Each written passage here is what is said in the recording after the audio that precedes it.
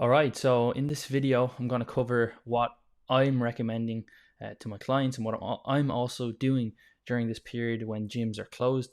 If your gym is not closed, it's highly likely that it will be closed very, very soon.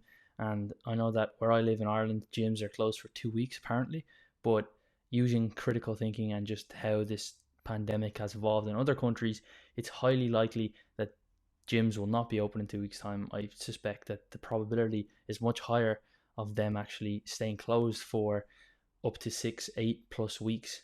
And if the gyms are only closed for 2 weeks, I would just say to most people, just see it as a deload, a time off from the gym. Yeah, it's probably longer than you would like. 2 weeks is probably a little bit much for a deload, but it's not going to be 2 weeks. At least that's what I'm hypothesizing now, that it's going to be a lot longer. So the strategies that I'm taking first when it comes to my training is that I'm trying to get hold of some home gym equipment. So just dumbbells, barbells if possible, if that makes sense from a financial standpoint of view or space. But right now, what I have is occlusion bands. I also have resistance bands, and I will be try my best to get hold of some adjustable weights if possible. So if you don't have any of those, they're the first things that I would recommend that you try and do to try and at least stave off any muscle loss or as much muscle loss as you possibly can. So when we think about muscle loss, or what happens is, so you have muscle protein synthesis, which is basically building muscle, and then muscle protein breakdown, so breaking down of muscle, and this happens all the time. So muscle protein synthesis and muscle protein breakdown, and it's the net balance that determines whether you build muscle, whether you maintain muscle, or whether you lose muscle. Now, if you're just an everyday person who doesn't go to the gym, you don't really have to worry too much about this, because you're not going to have such a high muscle protein breakdown that you start to just lose muscle. And that only happens in older people, or in people in old age, and sarcopenia related to just biological aging. Because you get some muscle protein synthesis just from doing everyday activities. Also, you get muscle protein synthesis increases from eating protein, and then breakdown is just a normal thing that happens to recycle proteins in our body. But then when it comes to people who train in the gym with heavier weights, your muscle protein synthesis and muscle protein breakdown is higher because you're training. Now, if you just completely stop training, then the muscle protein breakdown isn't necessarily going to change that much. However, muscle protein synthesis will go down quite significantly because you're not giving it that training stimulus anymore, meaning that over time, if you just stop training for 8 to 10 weeks or whatever this period may be, then you're going to start to see losses in muscle mass. So that's obviously not something that we want right now. So first of all, when it comes to what you can control, is you can definitely control your nutrition. The supermarkets are not going to close, at least they're not closed in any of the affected countries right now. So you can still get access to protein.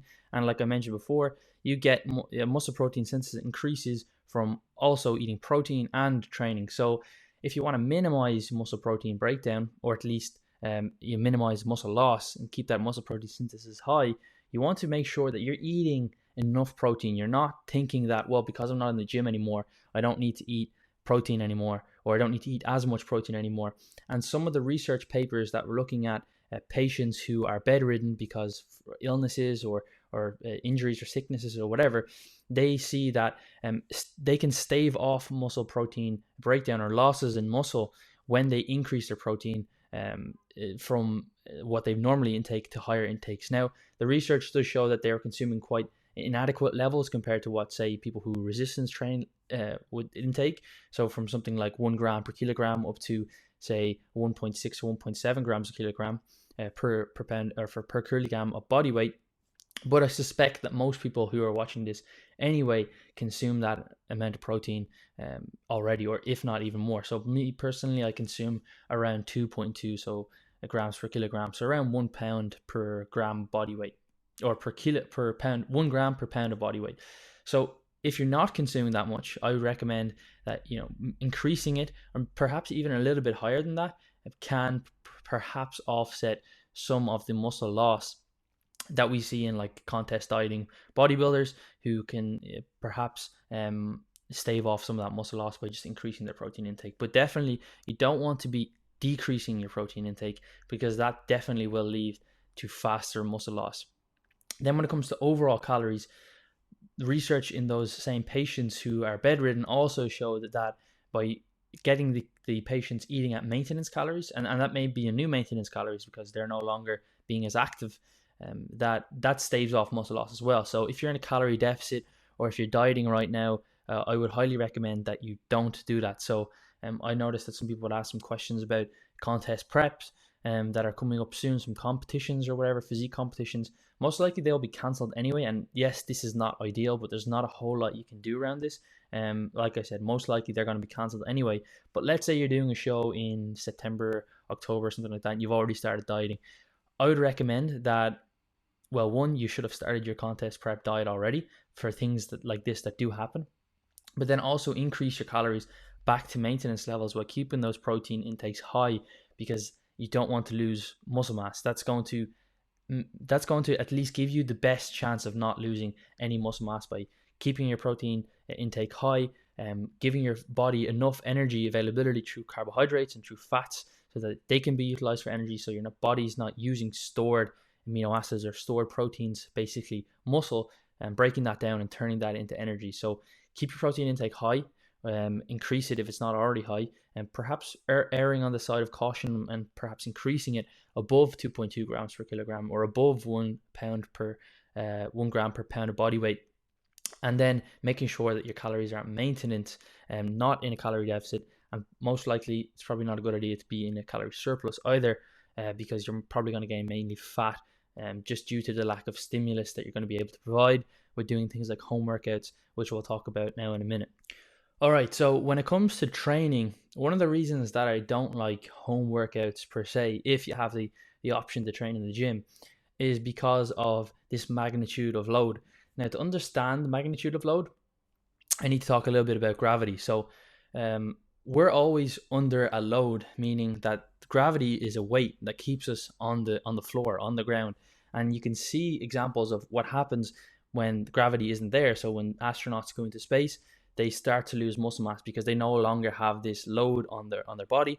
But the magnitude of load of gravity is so low that we only get to a certain size, meaning just the average size of a human being, and then we kind of stop growing. We're not ginormous humans under this massive amount of load all the time, and that gives us some insight then into training and what sort of intensities or magnitudes of load that we need in order to stimulate hypertrophy.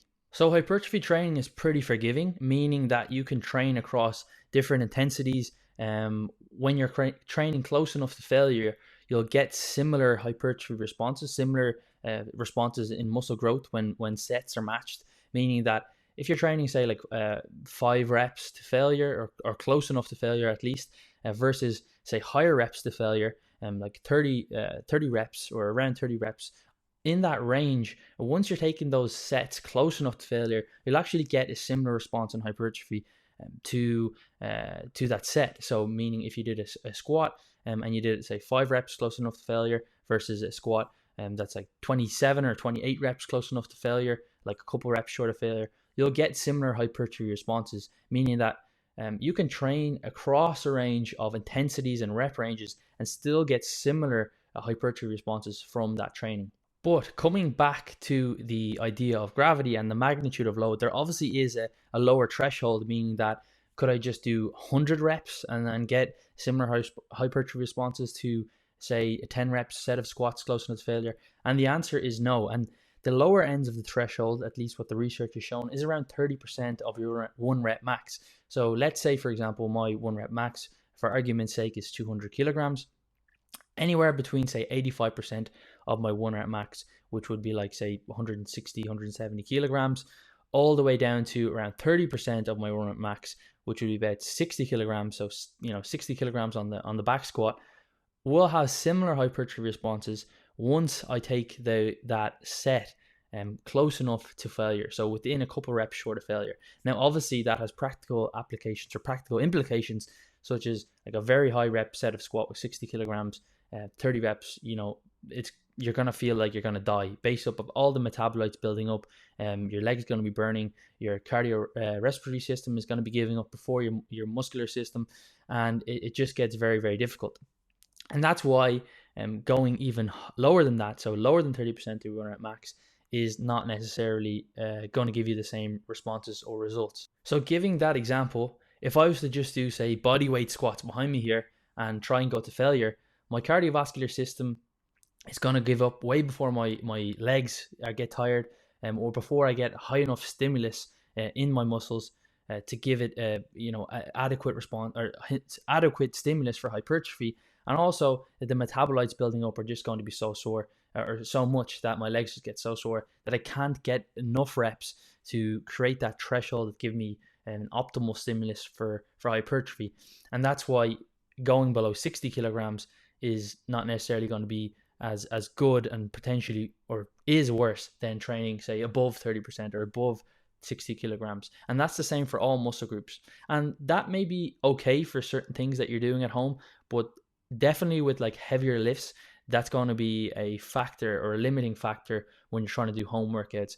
And that's why you see like guys like Joe Wicks or other people who will recommend or promote or sell these home workouts. They're in good shape, they're fit, they're healthy. And however, they don't necessarily ever get that big. They get to a shape where perhaps they look pretty good with a shirt off, but they'll never get to a size where it looks like they go to the gym quite frequently, or look like a bodybuilder or something like that. So there's a point where you're actually going to need to use weights or enough resistance to be able to keep getting bigger, or at least maintain that muscle mass that you currently have if you're somebody who's lifting weights quite frequently. Okay, so now that I've told you the bad news, that you probably need to lift weights as much as you can, and that's why I recommend trying to get a hold of home weights or resistance bands and things like that. What are the practical applications? Because it's not like you're sick or you're taking a deload. Like, the gyms are going to be closed, so you just cannot get access to a gym for most people. For 99% of the people, they're not going to be getting access to the gym. And I recommend that you probably don't go and try and find a gym that's open, because this social immobilization thing that public health officials are recommending is for the safety of yourself and the people that you interact with. So it's probably not a good idea that you go and just try and search for gyms. It probably is a good idea that you do isolate yourself for your overall health and longevity. So the first thing you can do is try and increase your volume. So let's say, for example, I was training my chest for 12 sets per week, and that's what I usually do in the gym. There has been some research to show that you can make up for that lack in intensity, or lack in sufficient intensity, so between 30% and 85% of your run at max, if you do additional sets.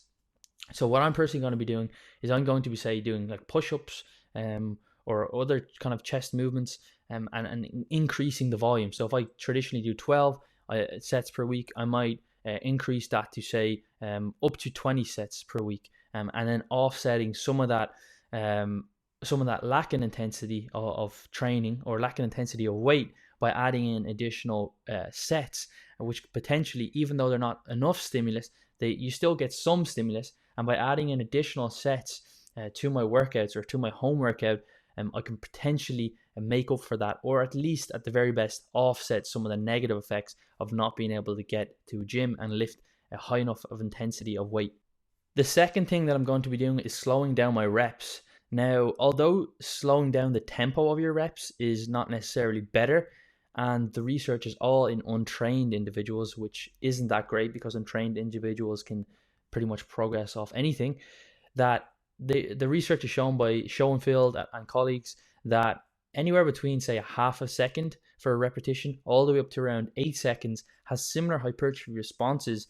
And obviously, the slower you're doing a rep, the less load you can actually use. So for example, if you're doing things like push-ups or single leg Bulgarian split squats, you slow that repetition down to, anywhere between 6 to 8 seconds for the full repetition. So maybe a 4-second eccentric and a 4-second concentric, which will give you 8 seconds. But anything slower than, say, 10 seconds, that actually you start to see a decrease in hypertrophy. So I wouldn't go any slower than 10 seconds, but I definitely would recommend that you slow down your repetitions so you can get a similar hypertrophy response, but you don't necessarily need to use as much load as you would in the gym. And this all comes down to not being able to get a hold of weights. Another thing that I will be doing, which I already touched on, is using resistance bands. Now, resistance bands are pretty good because they give you resistance, and although it's not the same resistance profile or strength curve as you say you would lift with a dumbbell or barbell, they can still create quite a bit of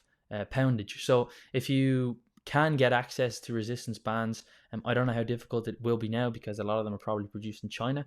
I would do that. So I'll be using resistance bands as much as I possibly can in my training to give me that extra resistance rather than just using my own body weight. So by combining things like additional sets, slowing down my intensity or slowing down the tempo of my repetitions, and also using the resistance bands that I do have, that will help me try and mitigate as much muscle loss as possible. I will also be personally using occlusion bands. Now, most people won't have occlusion bands. Maybe you might be able to get a hold of them. Occlusion bands meaning basically you're just occluding the muscle, stopping some of the blood flow, or at least restricting blood flow. So blood flow restriction training. Because the research, although it shows that it's not necessarily superior than just using regular weights, it does show that you can actually get away with using lighter loads and get the similar hypertrophy response. So basically, by choking your muscles, by like cutting off some of the blood supply, you're going to be hitting failure quicker, and you won't need to use as much load. So again, everything comes back to how do we get the same hypertrophy response by reducing the load, because the load simply isn't going to be available for us. Now, the most difficult body part to train, or at least train like you would have in the gym, is definitely going to be your lower body. And that's just simply because your lower body is just so much stronger than your upper body. So you're not going to be able to mimic a 170 kilo squat or even a 100 kilo squat by training at home with using whatever weights you have, dumbbells or whatever. However, if you're doing things like training unilaterally, so I rarely do that where I train one leg at a time. However, that will of course increase the absolute load that is on each leg individually. So things like Bulgarian split squats, things like single leg RDLs, step ups, etc. They're going to be your bread and butter for the next couple of weeks or couple of months or however long this may be. So combining things like resistance bands, slowing down your repetitions or your tempo of repetitions, using additional sets, and then training unilaterally, training one leg or one arm or whatever it is at a time,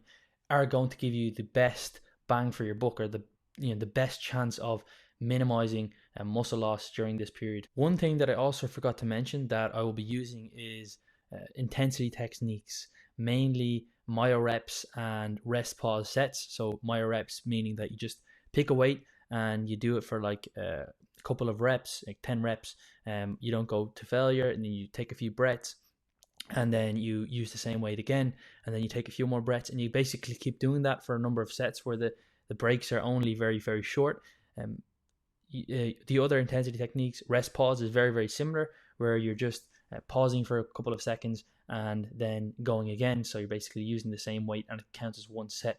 Now, these aren't necessarily better than training normally, but again, they allow you to train and get similar hypertrophy responses while actually using quite lighter loads. So in combination with everything that I've already mentioned, that these should help at least give you the best fighting chance to maintain as much muscle mass as you can. Ultimately, it may come down to the fact that you will lose some muscle mass if this period is very long, extended, and if you're somebody who's doing like a bodybuilding competition or otherwise, at least in the immediate period of the next couple of months, it is looking not very hopeful for you. However, they're most likely going to be cancelled anyway if the gyms do remain closed. So finally, during this period, I think it's going to be extremely hard to progress or to gain additional muscle, especially if you're somebody who's more advanced or has more muscle or has been training for quite a significant amount of time. Like myself, I've been training in the gym for probably 10 plus years. I highly doubt that I'm going to gain any additional muscle or make any progress to my strength here. So everything that I'm doing is trying to just minimize the amount of muscle loss that I can by keeping my protein high and then keep doing some of the training strategies that I've mentioned. Now, if you don't train at all, within the first week, you can see a decrease in size and muscle. However, most of that will be just due to glycogen, the glycogen just glycogen levels getting lower. So glycogen can increase muscle size. So basically, stored carbohydrates can increase muscle size up to around 17%. So if you don't use that muscle, the glycogen storage is going to go down. So you will physically look smaller. But some of that research that I mentioned at the beginning, it shows that it takes about 3 weeks of not training at all to actually see some muscle losses. So at least if you're doing some of the strategies that I mentioned, combining everything, it's going to give you the best chance not to lose any muscle. Now, unfortunately, those who do like powerlifting or strength training purely, not necessarily hypertrophy training, so just want to get stronger, they're going to be the most impacted negatively by this because of the specificity rule. So basically, meaning that the more specific your goal is, the more specific your training needs to be. So if you want to get a stronger 1 rep max in your squat, unfortunately, that is very, very unlikely during this period, and you're going to lose a lot of strength, or maybe not a lot of strength, but you will definitely lose strength depending on how long this period is, because of just the skill of squatting and neural adaptations, and then because the specificity of load, meaning that you just need to train with heavy loads if you want to get stronger. But after all, if you don't train at all during this period and you still eat a sufficient amount of protein, muscle memory is a great thing. If this period lasts for 6 months and you lose a ton of muscle and you don't get really fat by just eating whatever you want, once you get back in the gym, I think within 3 to 4 to 5 months max, getting back eating normally, training normally, you will gain the muscle that you had back fairly quickly, back to the levels that you are currently at. And I wouldn't worry too much about it. At the end of the day, your health is the most important thing. You can still stay physically active. You can still get out, get running, do home workouts if you just want to keep your health intact and improve your health even. The only thing is people who are like into bodybuilding or competitions, they're going to be the most impacted. And obviously that's a very small portion of the population, but people like you and I are going to be impacted the most negatively of this. But by combining some of the strategies that I mentioned, and I didn't give you exact exercises here, but combining some of those strategies should help you stave off as much muscle loss as possible during this period. And hopefully this all blows over pretty soon, and that we're not too impacted by this. But if you have any questions, just leave them down below, and I'm more than happy to help. And I will chat to you guys soon.